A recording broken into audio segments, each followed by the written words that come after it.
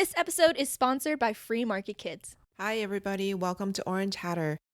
Today, we will listen to part 5 of my conversation with Kiki.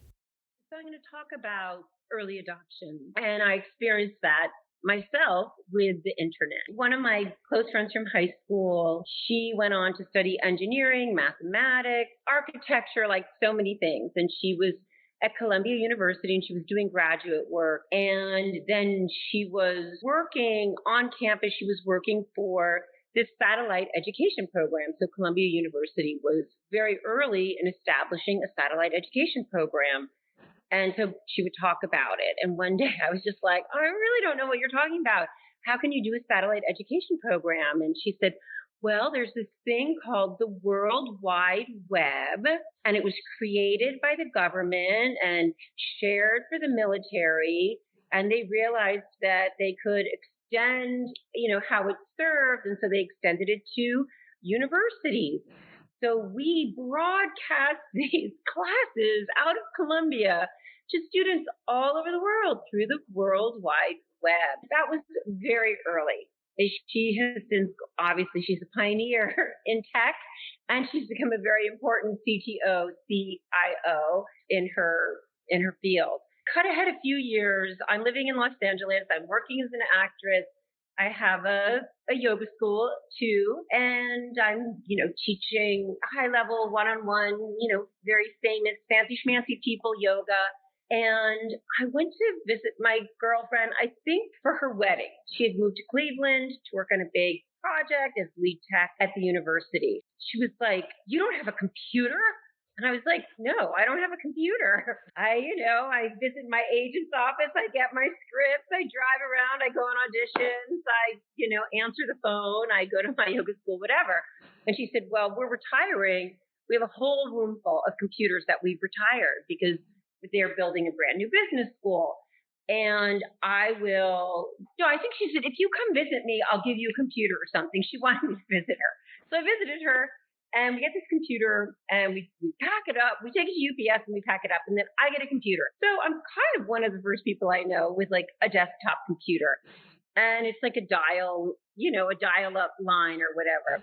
So meanwhile, at my yoga school, I have some great students. They work at Disney. They're early digital animators. They're like, "Do you want a website?" This is when it cost like $20,000 to build a website. I was like, "A website? I don't know. I really don't know what we do with a website.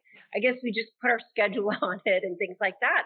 But I was like, sure, I would have a website. So they built me a beautiful website and had our schedule on it. And it really made me think about how I wanted to communicate what the yoga was, what I taught. People disparaged me. It was as though I was like a street hooker on the corner, turning tricks for drugs. Other yoga schools, they thought I had sold out.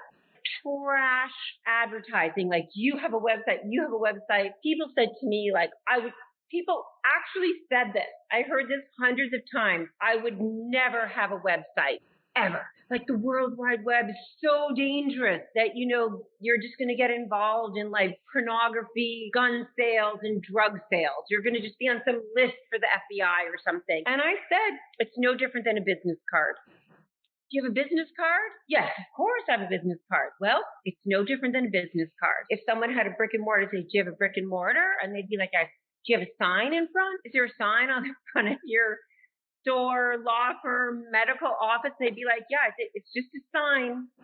It's just a sign on the internet highway of brick and mortars." It was years before other people, had websites.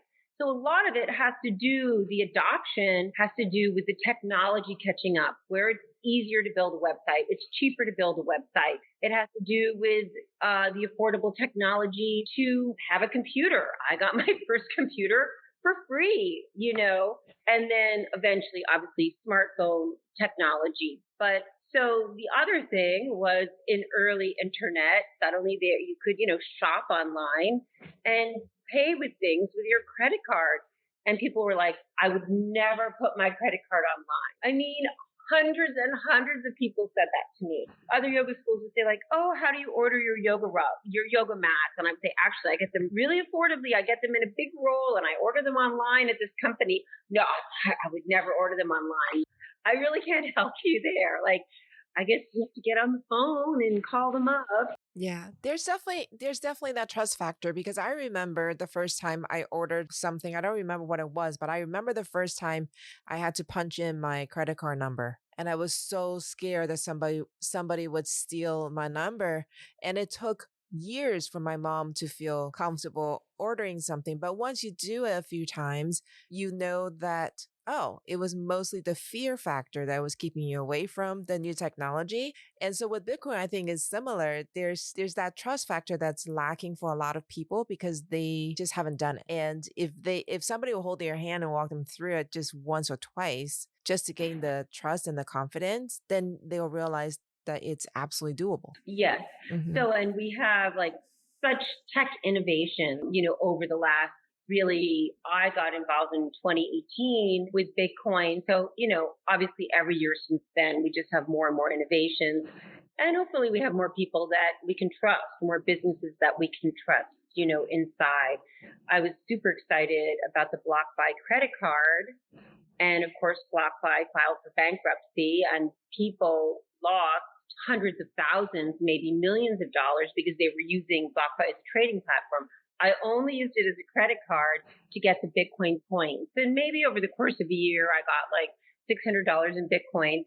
And when it would hit about, two or $300, we would pull it off and put it in a wallet. And so when BlockFi went down, we had about $50 in points in Bitcoin, which we lost. So that's another thing. We don't want to keep our money on the exchanges. Even if we buy on the exchanges, we don't. You might have an app on your phone, like a Cash app or a Strike app. You might have a wallet on your phone. Well, don't keep more money on that than you would want to lose. If you're scared, it's not your time. What can I say? Yeah, it's okay. Yeah, take your baby steps. It's gonna be okay. It's like even a few years ago, I kind of co-taught a yoga retreat that a friend had set up, and we took it was in Vermont, and we took a beautiful hike, and there was a waterfall with like a rock, and people were jumping off, and I was like, other people, young people, were jumping off the rock, and I was like, that looks so fun. Let's go. I wave on the yoga people, and I scramble up the rocks like faster than everyone. And I got to the end, and I looked down, and I was like, how can it look so high from up here? Like down there, it looks like, I don't know, 15 feet, and up here it looks like 100. And I was like, well, girl, got here, and everyone's waiting for you, and you're not going to turn around and crawl back down. So I jumped, and it was amazing. And then I, jumped again. But it's scary. It's scary, but There's help. There's help. There's a lot of people out there. there's hope. And this is just the risk Yes. of believing in ourselves and believing that what I want for myself, or what I want for my family, what I want for the people that I love is worth taking risks. I hope listening to this conversation has piqued your interest and inspired you. If you would like to learn more about Bitcoin or to read the show notes, please visit orangehatter.com for more information. Or you can email me directly at Tali, Tali, at orangehatter.com. Be sure to subscribe to the Orange Hatter podcast so you'll be notified when new episodes drop. See you next time. Thank you. Bye bye.